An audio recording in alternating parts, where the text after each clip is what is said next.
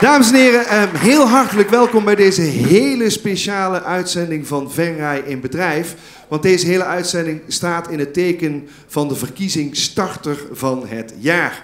En deze uitzending die wordt mogelijk gemaakt met een aantal partners. En die partners dat zijn de gemeente Venray, de gemeente Horst aan de Maas, Business Vision Venray en Rabobank Horst Venray. En ik wil nu al een applaus voor deze clubs. Dank jullie wel alvast. Ja, later in de uitzending zullen wij dus gaan meemaken wie er met de titel, de prijs, starter van het jaar vandoor gaat. Maar daarvoor moet er nog het een en ander gebeuren. Maar ik stel ze wel eventjes aan u voor, zodat u weet wie hier zometeen het podium gaat betreden. Dames en heren, de starter van het eerste kwartaal zometeen is Miel Spreeuwenberg. Hier vooraan zit hij. Van Megatronic Machinerie. Zometeen heel veel succes.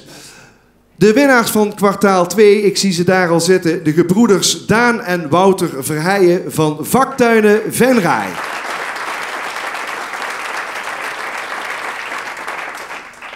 Ja, en de winnares van kwartaal 3, dat is Mirna van Rens van Danshuis Venray. Alleen Mirna is vanavond hier niet aanwezig. Ze is geopereerd, ze is herstellende van die operatie.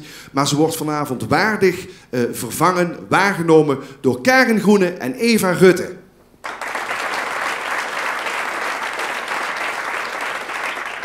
Ja, en de winnaars van kwartaal 4, dat zijn Thijs Wijnen en Sjaak Buijsen van Imkerij Agro Bestuivingen.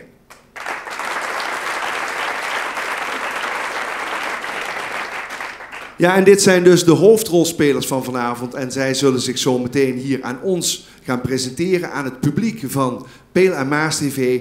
En na afloop zullen wij weten wie van jullie er straks vandoor gaat met die titel starter van het jaar.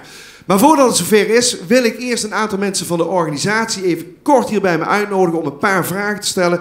Mag ik hier bij mij op het podium uitnodigen wethouder Jan Lonen van de gemeente Venray, Sven Bosveld, manager bedrijven van Rabobank Horst Venray en Peter Dirks als voorzitter van Business Vision Venray. Kom even naar boven, heren.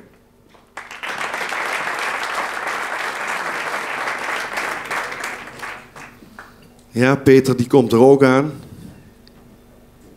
Ja, Peter, voorzitter van Business Vision Venray. Waarom is het voor jullie als ondernemersvereniging belangrijk om partner te zijn in deze verkiezing? Waarom is het belangrijk partner zijn? Nou, dus op de eerste plaats een hele mooi platform om de vereniging BVV te etaleren. Om te laten zien wie we zijn. En natuurlijk dragen we graag bij het inspireren en motiveren van ondernemers en dus ondernemen. En daarom is het belangrijk om hierbij te zijn. En vandaag is ook het event Startersdagen hier georganiseerd. Hoe belangrijk is het voor starters om lid te gaan worden van een ondernemersvereniging? En waarom is het voor jullie belangrijk dat starters zich aanmelden bij jullie? Ja. Nou, het is belangrijk. Belangrijk in zoverre kun je dat zeggen van je eigen club. Hè? Maar het kan waardevol zijn voor een onderneming om je aan te sluiten bij BVV. Waarom? Er zijn kleine bedrijven, grote bedrijven, zeer veel verschillende branches. Je kunt van elkaar leren. En we organiseren ook bijeenkomsten waar je kennis kunt opdoen als startend of ook als ervaren ondernemer. Dat is een duidelijk verhaal. Eens even kijken, hiernaast me staan Jan Lonen, wethouder van de gemeente. Ik begin even met jou, Jan. Spannende tijd, hè? Ja, we tellen af naar 21 maart, hè? Dus dan krijgen wij onze ultieme evaluaties. Maar daar gaan we vanavond niet te veel tijd aan besteden. Waarom is zo'n evenement, zo'n verkiezing starter van het jaar voor de gemeente ontzettend belangrijk? Nou, je zei net al op dat vanmiddag ook de startersdagen hier waren. En het is gewoon heel erg leuk te zien, als ik ook hier in de zaal kijk, hoeveel starters die ooit starter van het kwartaal waren, nu ook hier aanwezig zijn. Maar dan als volwaardig bedrijf. Die dus echt bewezen hebben dat je als starter een goed bedrijf kunt krijgen, kunt ontwikkelen. Nou, en dat is voor ons als gemeente Venray gewoon heel erg positief. Dat mensen iets nieuws beginnen, laten zien dat je gewoon een bedrijf kunt opbouwen. Nou, en daar doen we het voor. Niet alleen beginnen, maar ook gewoon heel lang blijven. Want wat doet de gemeente Venray om het te stimuleren dat mensen beginnen met hun eigen onderneming? Nou, sowieso meedoen aan die startersverkiezing dan. En ze ook helpen. Wij faciliteren zoveel als we kunnen de ondernemers om te zorgen dat de drempel zo laag mogelijk is en dat het eenvoudig is om een bedrijf te starten. En dat het gewoon hartstikke leuk is om te ondernemen, ook in Venray. En hoe zit het met de economie hier in Venray? Gaat het goed? Die economie draait overal goed en in Venray net een tikkeltje beter. Dat is fijn om te horen. En dan hebben we Sven Bosveld namens de Rabobank. Waarom is het voor de Rabobank zo belangrijk om haar naam te verbinden aan deze verkiezing? Nou ja, los van het feit dat we bank zijn en dus ook hartstikke mooi vinden om met ieder bedrijf die wil groeien zaken te doen, ja, is het gewoon prachtig om starters. Hè. Starters is een van de 2 belangrijkste motoren in het hele MKB. Innovatie en starters zijn eigenlijk de 2 turbo's, zeg ik altijd, in een groeiende economie. Nou, Jan zei net al, economie staat echt in bloei. Nou, wat is het mooie om starters dan mee op pad te nemen en daar ook als bank een belangrijke rol in te spelen. Zodat ook Horst en Venray en omgeving daar wel bij varen. En laten we zorgen dat die turbo flink blijft draaien. Absoluut. Heb je al een favoriet voor vanavond? Ja, maar dat doe ik alleen op mijn stembiljetje. Ja, oké. Want even mag ik vragen hier, waar gaan jullie zo meteen, want jullie mogen ook stemmen, gaan jullie dan nog ergens op letten? Wat vinden jullie belangrijk? Nou, degene die echt uitstraalt de ondernemer te willen zijn, die ervoor gaat, die echt de brani heeft, lef heeft, daar ga ik voor. Brani en lef, hoe zit het bij jou? Sluit ik me bij aan. En dan kijk ik ook natuurlijk wat voor markt gaan ze op. Is het een nieuwe markt? Vind ik het sprankelend? Of is het een van de vele die al bestaat? Ja, waarschijnlijk is het allemaal hartstikke sprankelend, want ze hebben allemaal al die kwartaalprijs gewonnen. Maar goed, het is dadelijk aan die ondernemers zelf om dat te laten zien. Mag ik jullie in ieder geval heel hartelijk bedanken voor de antwoorden op deze vragen. Dank jullie wel, heren.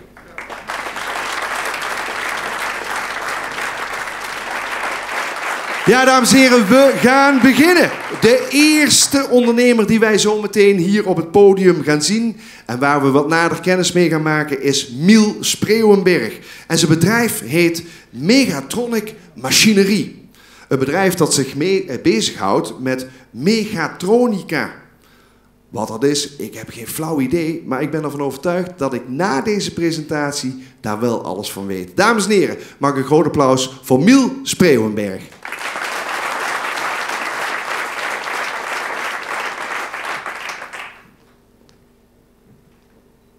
Nou, welkom. Ik ga jullie zo wat vertellen over mijn bedrijf. Maar ik begin eerst eventjes wat te vertellen over mijzelf en over mijn levensloop. Ja, ik ben dus Miel Spreeuwenberg. Ik woon in IJsselstein, waar ik ook mijn bedrijf heb gevestigd. Ik ga jullie eerst eventjes nog iets vertellen over mijn levensloop. En dat ga ik aan de hand doen van het volgende filmpje. Talent is meer dan een rapportcijfer. Zo hadden Tom en Miel het niet altijd makkelijk op school. De getallen draaide hij om. 87 werd 78. Voor mij zag zo'n labtekst er als zo'n labtekst uit. Ik denk wel dat ik teleurgesteld vaak thuis ben gekomen daardoor. Toen hij eigenlijk nog niet zo goed kon praten, een jaar of 2, 3 was hij nog een klein manneke, vroegen we altijd van teken het even. En dan tekende hij het en dan wisten wij precies wat hij bedoelde. En dat moet naar boven komen, de talenten. Daarom brengt de Rabobank met de gemeente Helmond bedrijven en scholieren bij elkaar. En kregen Tom en Miel eindelijk de kans om te laten zien wat ze kunnen. Dat was weer een van die kansen. Ik dacht, ja, daar moet ik echt met beide handen aanpakken. Tijdens hun stage ontwierpen ze een robottoepassing die de productie verdrievoudigde. Ze kregen een baan bij het bedrijf en studeerden af met een 10. Alle interesse van alle mensen in kranten gestaan en dat het werkt. Dat is ook goed. Hij is groot, hè? Ja, sterk. Met die mensen moeten wij vooruit. Hè. We moeten innoveren, de techniek gaat hartstikke snel en daarvoor hebben we mensen nodig, zoals Tom en Miel. En die zoeken ook grenzen op, maar dat moet af en toe. Ja. Nu zit je precies op de plek waar hij thuis hoort en komen al zijn talenten naar boven. Ja, daar ben ik gewoon trots op als ouder. Maar ik gerust weten. En op hun beurt inspireren Tom en Miel weer een nieuwe generatie. Dat vind ik mooi. Dan denk ik, ja, misschien is dat weer een talentje wat al loopt. En dan hoop je dat ze daar wat mee doen en dat ze daarmee verder kunnen en gaan. Dan hoop je dat je die passie hebt doorgegeven. Ja, juist. Een aandeel in elkaar. Rabobank. Nou, dat was dus de landelijke commercial die in 2015 is uitgezonden van de Rabobank. En dat ging dus over mijn levensverhaal. En daar ben ik ook ontzettend trots op dat is gebeurd. Maar naast dat technische passie die ik vanaf jongs af aan heb ik ook altijd de passie gehad om een eigen onderneming op te zetten. Nou, dat is er dus in 2017 van gekomen. En dus heb ik Megatronic Machinery BV opgezet. Ik heb al diverse investeringen gedaan en ik ben begonnen met een CNC-draaibank aan te schaffen. Daarmee kan ik dus onderdelen maken die je dus daar onder andere op de foto ziet staan. Maar naderhand kwam er dus ook vraag voor de ontwikkeling van machines. Nou, daarvoor heb ik dus een 3D-CAD tekenpakket aangeschaft om mijn ideeën uit te werken naar een fysiek naar een werkplan. En afgelopen week heb ik dus mijn 3D-printer draaiende, zodat ik mijn ideeën die ik uitteken ook daadwerkelijk kan printen. Nou, ik heb bij het opzetten van mijn bedrijf ontzettend veel gehad aan het advies van mijn vader. Dus hij heeft een Cubus administratiekantoor en hij heeft mij het financiële aspect bijgebracht over hoe je dat aanpakt. Nou, ik heb dus al heel veel projecten mogen doen dit jaar en ik heb even de 2 vetste projecten eruit gepakt. Ja, op de bovenste ben ik wel het meest trots en dat is dus een afzakmachine.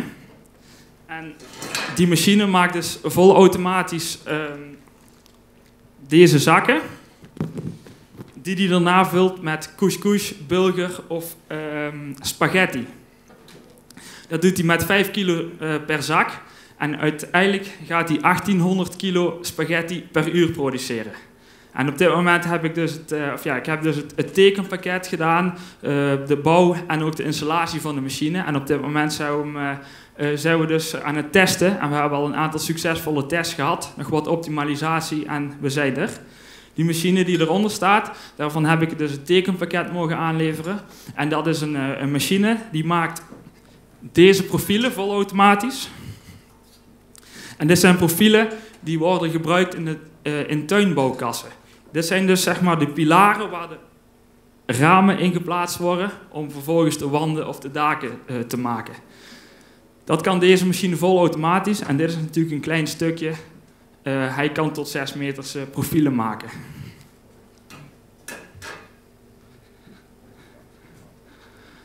Nou, dat was in een notendop mijn presentatie over mechatronic machinery. Bedankt. Ja, en helemaal strak getimed. Dames en heren, Miel Spreeuwenberg.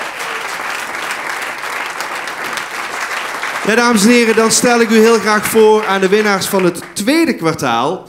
En dat zijn de gebroeders Daan en Wouter Verheijen. En hun bedrijf heet Vaktuinen Venray. De twee hebben oorspronkelijk een hele verschillende achtergrond. Maar juist hierin schuilt de kracht van hun bedrijf. Ze vullen elkaar namelijk heel erg goed aan. En hoe ze dat precies doen, dat komen ze hier nu waarschijnlijk zelf vertellen. Dames en heren, uw aandacht voor Wouter en Daan Verheijen.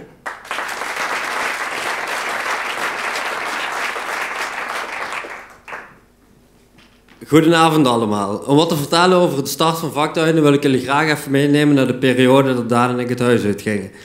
We kochten allebei een huis hier in een mooie Venray. En bij een huis, daar hoort natuurlijk een tuin. En jullie raden al, aan die tuinen, ja, daar moest aardig wat aan gebeuren. Door Daan zijn achtergrond als stratenmaker en wegenbouwer en ik als allround timmerkracht beschikten we samen over de kwaliteit om toch het een en ander zelf te doen. Dus besloten we de handen bij elkaar te steken en gewoon te beginnen. Eerst Daan zijn tuin, daarna die van mij.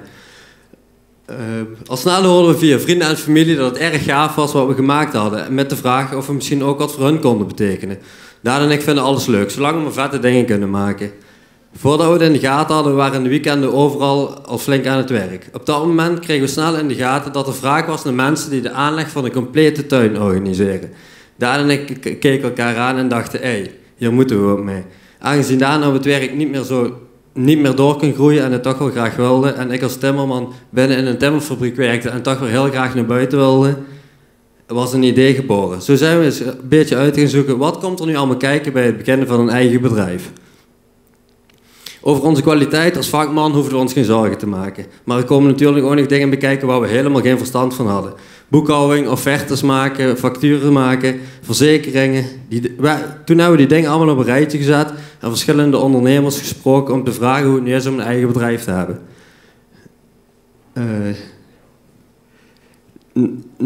Toen kregen we steeds meer zin om dit idee werkelijkheid te laten worden. Toen zijn we eigenlijk meteen begonnen alles te regelen om ons bedrijf op te starten. En met nog een jonger broertje met een grafische achtergrond was een bedrijfsnaam en een logo ook zo geregeld.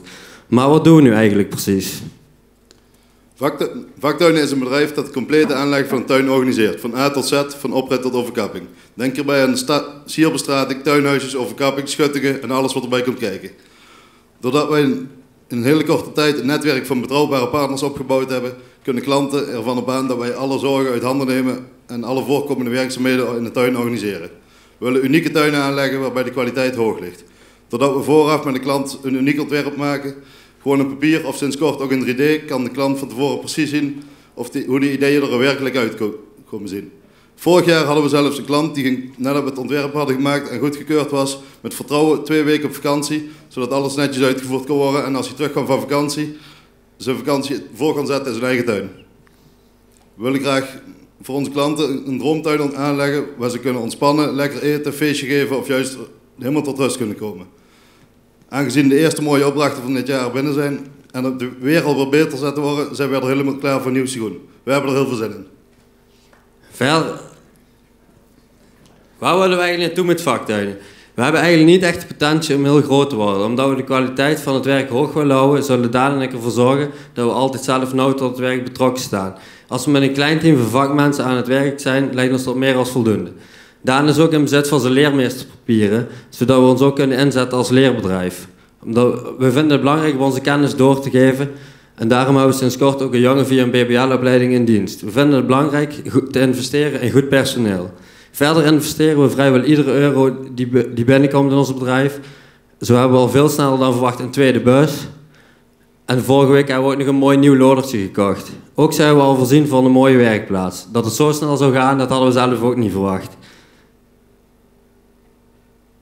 Wij hebben er in ieder geval heel veel zin in om ons bedrijf nog jaren voor te zetten. Dank u wel.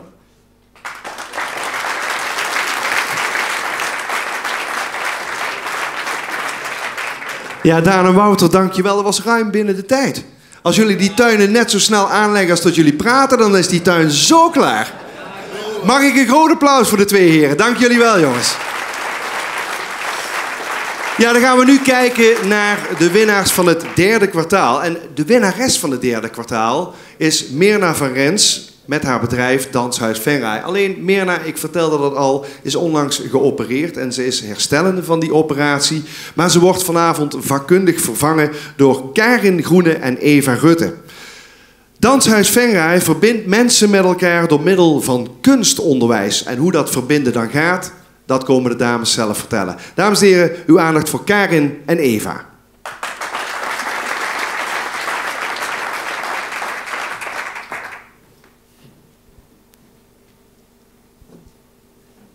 Mijn naam is Mirna van Rens. In september ben ik begonnen met Danshuis Venray.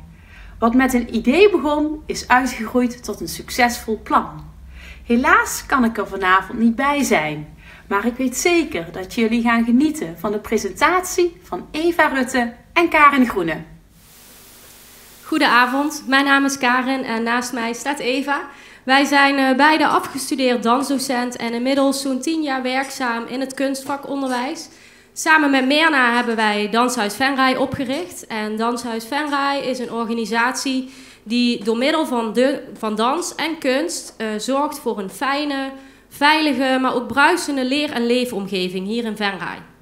Wij werken veel op projectbasis. Eva zal jullie daar straks iets meer over vertellen.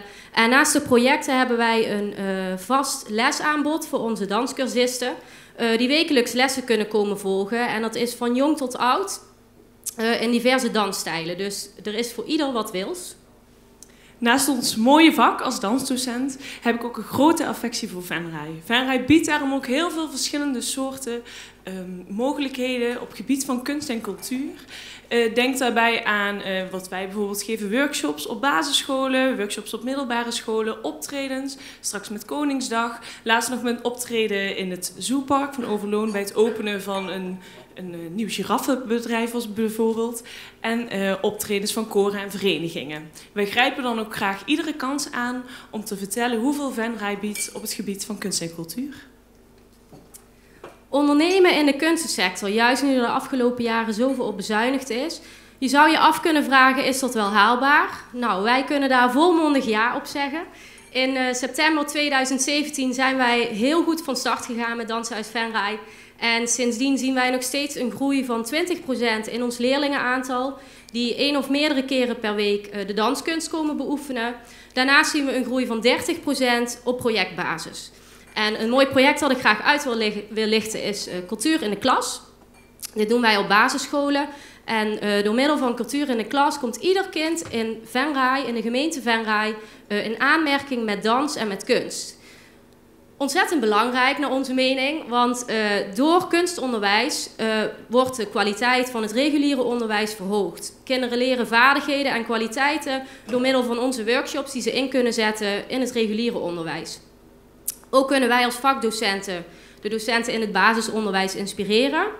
Een mooi voorbeeld dat ik met jullie wil delen is een basisschooljuf die laatst naar mij toe kwam na de workshop en ze wilde graag dat ik de Russische klapdans nog een keer aan haar uitlegde en haar de muziek stuurde.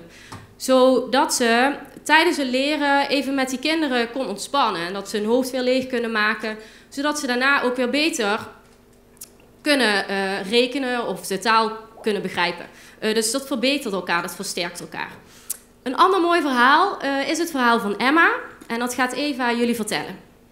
Ja, we willen jullie graag meenemen in het verhaal van Emma. Dit is Emma. Emma is 10 jaar oud en ze woont in Venray. Ze heeft al heel veel verschillende soorten onderwijs gehad. Denk je bij een regulier basisonderwijs, moeilijk lerend onderwijs. En ze krijgt nu op dit moment thuisonderwijs. Op 3-jarige leeftijd heeft Emma een hersentumor gehad. Door de behandelingen en door die tumor is het niet meer mogelijk om voor haar in de maatschappij gewoon goed door te gaan in de maatschappij. Sorry.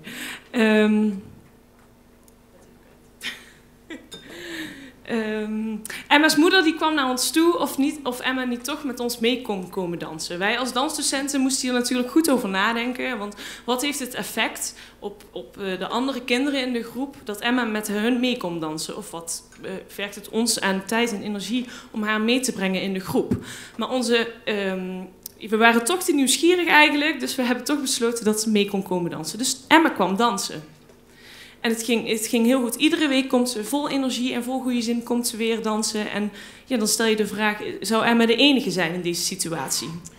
Onderzoek toont aan dat kunst, dans en drama zorgt voor een gezonde en vitale leefomgeving waarin respect en begrip is voor elkaar. Uit jarenlang onderzoek is gebleken dat creativiteit de eigenschap is van de 21ste eeuw. De moeder van Emma die kwam na een paar weken kwam ze naar ons toe en ze zei dat ze een heel ander kind thuis had. Na de dansles was ze heel rustig en tevreden. En ja, dat blijkt maar weer wat het doet, dansen met een kind. Wat dat met een kind dan weer doet. Ze vertelt ronduit iedere week weer dat ze de marcheerpas oefent. Dat ze samen met andere kinderen mag dansen door de zaal. Muziek van klassieke muziek en muziek van K3. En ja, zeg maar weer wat kunst en cultuur met een kind allemaal doet.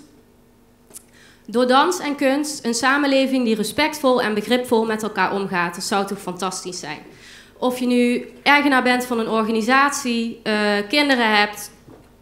Voeg een vleugje kunst toe aan je leven en je zult versteld staan wat er allemaal uitkomt. Dankjewel voor jullie aandacht. Heel goed.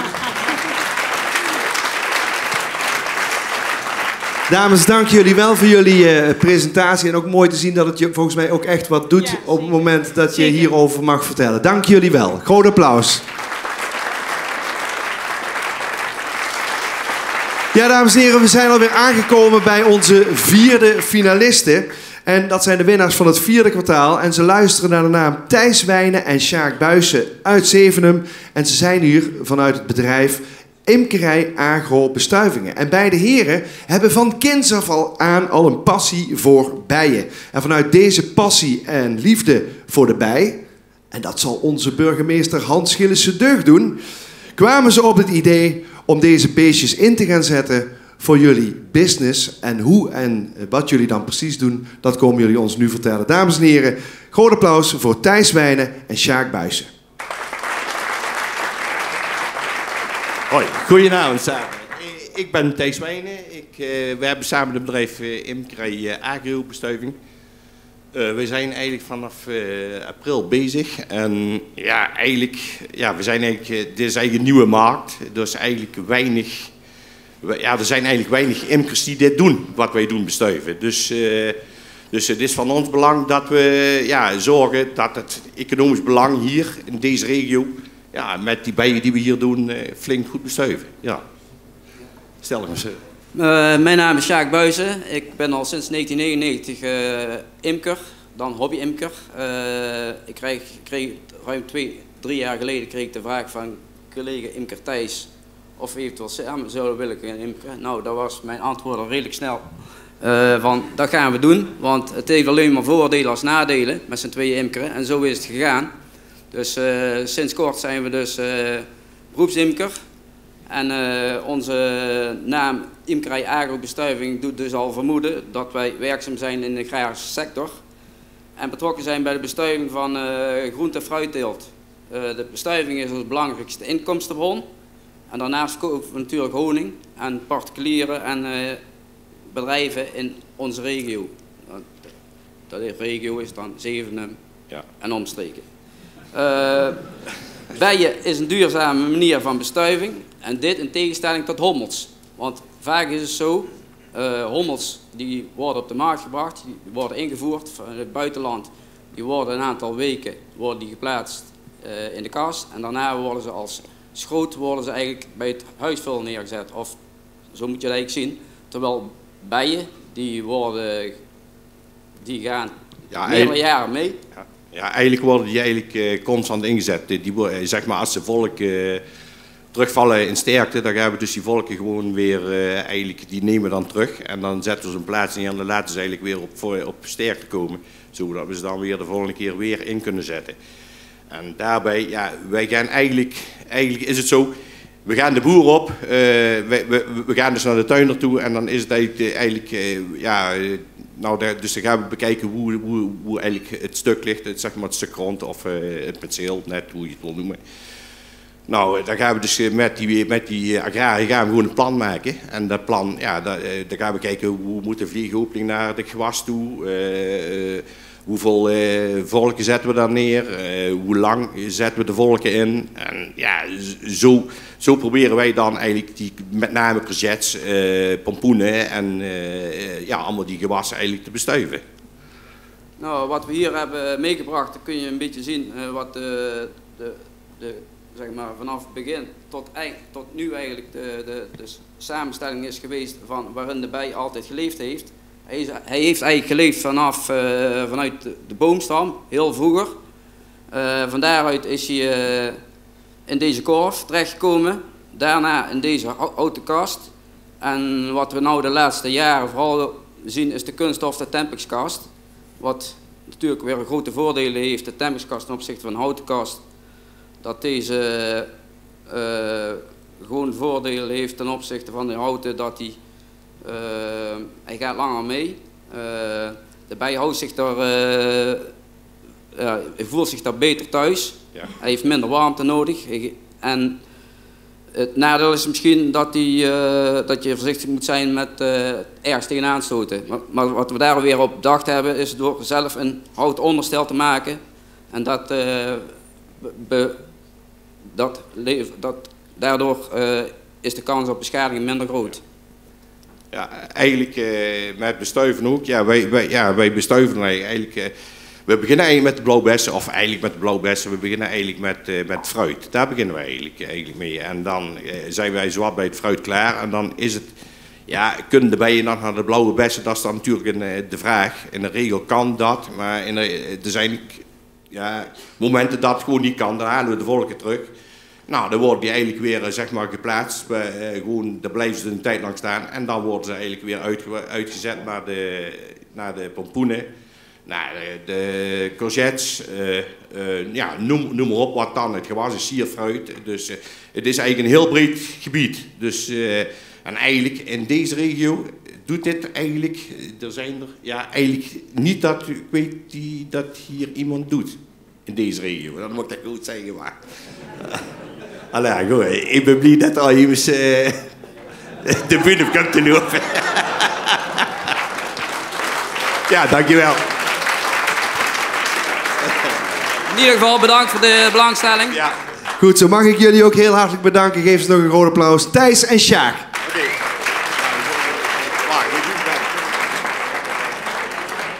Ja, dames en heren, wij hebben gekeken naar de 4 presentaties. En dat betekent dat u nu aan zet bent. Want u mag zo meteen als publiek gaan bepalen wie er volgens u straks vandoor moet gaan met die eervolle titel van starter van het jaar. 2017, we zitten inmiddels in maart 2018.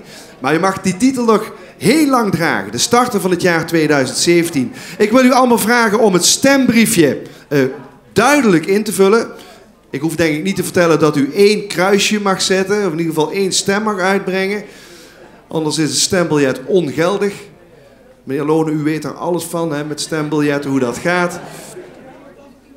En ondertussen zal, denk ik, de organisatie dadelijk de briefjes ophalen.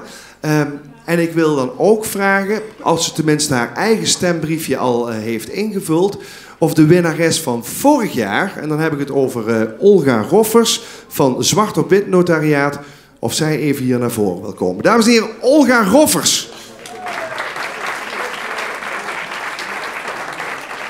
Ja, Olga is de winnares van deze verkiezing van het afgelopen jaar. En misschien is dat toch wel aardig om eens eventjes terug te kijken, Olga, wat dat nou gebracht heeft. Van een jaar geleden stond jij hier als winnares. Wat heeft zo'n jaar jou nu gebracht? Nou ja, eigenlijk wel heel erg veel. Ik heb heel veel reacties gehad. Ja, het heeft me eigenlijk wel heel erg veel gebracht. Ja, dus, ja. Maar bijvoorbeeld de leukste reactie, de gekste reactie die je hebt gehad? Nou, heel gek was het niet. We blijven natuurlijk een notariskantoor. Ja, een beetje saai of wat? Maar vooral gewoon heel veel. Heel veel op Facebook. De volgende dag op kantoor kwamen er bloemen. Mensen die kwamen voor een akte te passeren. Die zeiden, ik heb jou gezien en gefeliciteerd. En dat heeft eigenlijk nog wel weken, maanden geduurd als er mensen op kantoor kwamen dat ze zeiden, nog gefeliciteerd. Ja, mooi is dat. Dat dan toch zoveel teweeg brengt. En dan weet straks de winnaar wat hem of haar of jullie te wachten staat als dat gaat gebeuren. Ben je trouwens nog steeds met alleen maar vrouwen binnen jouw bedrijf? Want ik weet nog van vorig jaar waren jullie met z'n drietjes en daar was je heel stellig over. Ja, we zijn nog steeds met vrouwen. Ja. We zijn inmiddels met 4. Ja. Dus we zijn wel gegroeid en uitgebreid. En nummer 5 is bijna bij ons binnen, zullen we maar zeggen. En heeft dat, denk je, ook te maken met die uitverkiezing? Of was dat anders ook wel gebeurd? Nou, ik denk dat het wel meegeholpen heeft. Het heeft echt wel naamsbekendheid gegeven en ook wel wat kansen gegeven, wat netwerk geleverd. Er kwamen echt mensen naar je toe van, ik heb je gezien en ik wil kennis met je maken en we komen een keertje babbelen. Dus het heeft zeker wel bijgedragen. Ja, nou, dat is heel goed om te horen. Maar waarom, vertel dan nog eens, waarom alleen maar vrouwen? Waarom is dat zo belangrijk volgens jou? Nou, er mag best een man bij ons komen werken. Oh, toch wel? Dat is echt geen probleem. Nou, vorig jaar mocht dat niet, hè? Ja, dat mag wel. Oh, nu maar wel. Ik vind het heel leuk om met vrouwen te werken. En ik denk ook dat je je dan onderscheidt door alleen maar een dameskantoor te hebben. En waar zit dan die kracht in, volgens jou? Nou ja, ik vind dat wij dames elkaar wel kunnen versterken en dat kunnen uitdragen. Oké, ja. Dus mannen. Ja, nee, het mag hè, man mag. Ja, zeker. Een krachtige dame, ben je nog niet benaderd voor de topvrouw Limburg? Zit ik nu ineens te denken, want ja, die verkiezing bestaat ook. Nou ja, ik ben pas 1,5 jaar aan de gang, dus ik vind zelf dat dat nog wel even mag wachten. Oké, nou ja, wie weet, want je mag daarvoor genomineerd worden en je weet nooit hoe een balletje kan rollen. Wat heeft deze uitverkiezing jou nog meer gebracht, direct of indirect? Ja, nou de connecties denk ik en de naamsbekendheid. Maar ben jij bijvoorbeeld daarna ook bewust lid geworden van bepaalde ondernemersverenigingen? Of was je er dan? Dat was ik al. Dus daar is eigenlijk niks in veranderd. Nee. Maar waar zit hem dan in dat je meer connecties hebt? Nou, ze hebben je gezien en ze denken, hé, interessant en je had wat te vertellen. Dus ik wil een keer komen luisteren van wat doe jij dan en op wat voor manier doe je dat? En jij zegt dat je anders bent, maar ja, dat willen we dan wel een keer zien. Ja. En dat hebben dus heel veel mensen al ervaren afgelopen jaar. Ja. Mag ik stellen dat die eigen onderneming dus een schot in de roos was en dat je ook absoluut niet meer anders wil? Ja, dat klopt helemaal. Ja. Is het dan ook zo dat je dat virus ook over hebt gebracht op je eigen man? Want die is inmiddels ook met een eigen bedrijf begonnen. Ja, wie weet. Ik weet het niet. Maar ik denk dat het er los van staat. Maar het geeft wel aan dat je wel echt je passie kwijt kunt als je het in een eigen onderneming stopt. Wat zou je nog kwijt willen aan mogelijk twijfelende starters die op dit moment misschien hier nog zijn of die straks naar de televisie kijken? Waarom moeten ze die stap absoluut wel nemen? Om te starten of om te starten, hieraan mee te doen een eigen aan de bedrijf te verkiezingen? starten. Laten we daar eerst mee beginnen. Ja, nou als je een passie hebt, denk ik, dan moet je er gewoon vol voor gaan. En ik denk dat je dat dan ook uitstraalt. En ik denk dat dat het belangrijkste is. Dus als je droomt, dan ga ze gewoon waarmaken. Oké, laat die dromen uitkomen. En dan, ja, je kopt hem net zelf in. En waarom dan ook nog mee gaan doen aan zo'n uitverkiezing? Ja, het is gewoon een heel mooi podium. En zoals gezegd, je leert er weer van. Hè? Je staat hier voor een hele zaal. Je mag presenteren. En dat is niet altijd makkelijk. En dat is echt super spannend. Maar het levert ook wel heel veel op. Ja. Nou, ik moet zeggen, je doet dat gewoon fantastisch. Alsof het je geen enkele moeite kost. Dames en heren, mag ik nogmaals een heel groot applaus voor de winnares van vorig jaar, Olga Roffers. Dankjewel. Dankjewel, Olga. Ja, dames en heren, we gaan over tot de bekendmaking van de starter van het jaar. En daarvoor wil ik heel graag bij mij hier op het podium uitnodigen. Uiteraard de hoofdrolspelers zelf. Geef ze nog een keer een groot applaus. Miel Spreeuwenberg, Daan en Wouter Verheijen, Karen Groene en Eva Rutte, Thijs Wijnen en Sjaak Buijsen.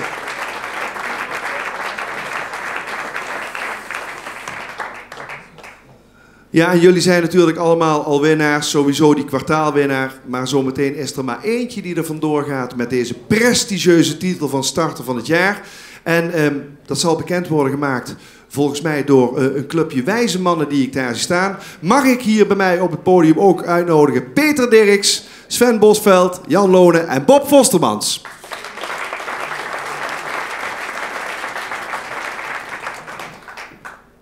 Ja, het wordt hier een klein beetje vol, maar zo hoort het ook. En ik mag volgens mij het woord eerst gaan geven aan Peter Dirks namens Business Vision Venray. Want jij wilt volgens mij nog eventjes tegen alle kandidaten iets liefs zeggen. En daarna gaan jullie bekendmaken wie die winnaar is. Peter, mag ik jou het woord geven? Je hebt het weer mooi verwoord. Tegen mij zei je, jij mag de spanning opbouwen. Maar, nou, prima. Ik heb heel even ook een beetje meegeschreven tijdens de presentaties. Top gedaan allemaal trouwens. Je moet hier maar weer even staan, hè? Starter van het kwartaal, word je uitgenodigd hier, mag je je zegje doen. En wellicht ben je er niet dagelijks mee bezig. En we begonnen met Miel, hè? CNC, 3D tekenen, 3D printen. En geïnvesteerd in machinerie, zullen we zeggen, materialen. Met pap de administratie opgezet. En vervolgens ben je ook nog ontzettend trots op je spaghetti zakkenvulmachine. Zoiets was het, hè? Ja, nou, applaus nog één keer voor Miel. Dan hebben we Daan en Wouter, timmerman meet stratenmaker, hè, elkaar gevonden. Ze willen vooral hele vette dingen maken. Het liefst complete tuinen. En dat je lekker kunt zijn in je droomtuin bij je huis. Mooie presentatie, no nonsense, down to earth. Applaus voor Daan en Wouter. Mirna is er niet, toch even bij naam nog een keer noemen, maar de goede stand-ins, Karen en Eva, dansdocenten waar ze allemaal niet dansen in een giraffenverblijf en ze mogen de Russische klapdans doen en daar kun je beter van gaan rekenen. En nou, top en mooi dat jullie ook bijdragen aan kunst en cultuur in Venray. Applaus. En tot slot Thijs en Sjaak, de imkers, beroepsinkers sinds kort. En hun passie is de bij. Hoofdinkomsten bestuiven van alles. Van fruit, blauwe bessen, pompoenen, courgetten. En dat doen ze in de wijde omgeving met Zevenum als middelpunt, zeg maar. Toch? Zoiets. Dus groot applaus voor deze laatste twee heren.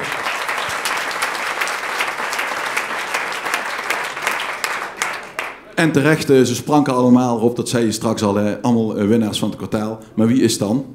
Wie is dan de winnaar van het jaar? En ja, ik zie jou, Sven, al klaarstaan met een mooi envelopje. Ik weet niet wie het woord eruit gaat gooien, maar diegene moet wel de microfoon goed onder zijn mond houden. Dat is wel belangrijk. Dat gaat Peter doen. Jij doet het envelopje open, Sven, en Peter die leest het voor. Dames en heren, daar gaan we. Peter en Sven, verlos ons. Ja, ik kan het niet goed lezen. Moet je lezen, bedoel? Megatronica Machinerie. Miel.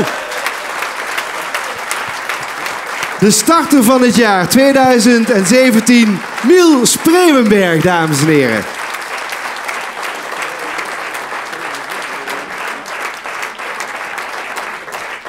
Ja, en behalve een heel groot en warm applaus, Miel, betekent dat je ook nog wat dingetjes overhandigd gaat krijgen, zie ik. Dan ben ik altijd benieuwd hoe ze dat gaan doen. De handen helemaal vol. Kijk, nou worden de bosjes bloemen doorgegeven en wat checks. En de eerste die een check gaat uitreiken, dat is Sven Bosveld van de Rabobank en een bos bloemen. Vertel zelf even wat deze check inhoudt, Sven. Nou, deze cheque houdt in ter waarde, en ik laat hem hier even zien, ter waarde van €1000 te besteden door Megatronics. Ter beschikking gesteld namens de organisatie van starten van het jaar van 2018. Gefeliciteerd.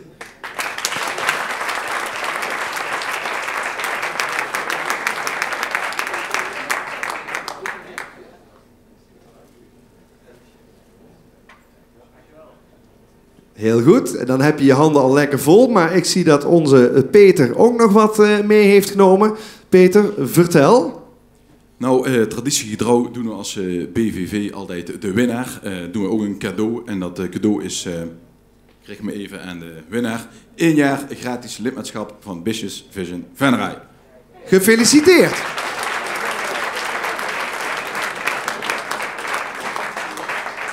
En dan hebben we hier 2 wethouders staan. Eentje uit Horst en eentje uit Venray. Ik kies nou even, omdat je binnen de gemeentegrenzen van Venray woont, de wethouder van Venray uit, om ook nog even iets liefs tegen jou te zeggen. Nou, ik heb ze net allemaal nog gefeliciteerd. En ik zeg allemaal in jullie eigen groep, wat je zelf gedaan hebt, daar ben je eigenlijk allemaal heel goed in. En Miel, ja, jij hebt het verhaal verteld wat jij gedaan hebt. Het is een fantastisch verhaal. Je bent echt een hele goede winnaar, dus proficiat daarmee.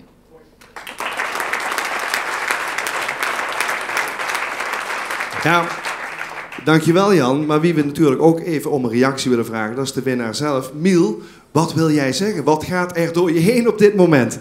Ja, ik vind het echt super vet. Super vet. Nou, eigenlijk zijn dat ook prachtige woorden om mee af te sluiten. Vindt u niet, dames en heren? Groot applaus voor al onze winnaars en in het bijzonder voor Miel. Ja, en vanaf deze plek, en dan richt ik me ook even op de camera erachterin, wil ik u allemaal bedanken voor het kijken naar deze hele speciale editie van Venray in Bedrijf. Dames en heren, hier hartstikke bedankt voor uw komst. Wel thuis voor straks. Mensen thuis, hopelijk tot een volgende uitzending van Venray in Bedrijf. Tot ziens.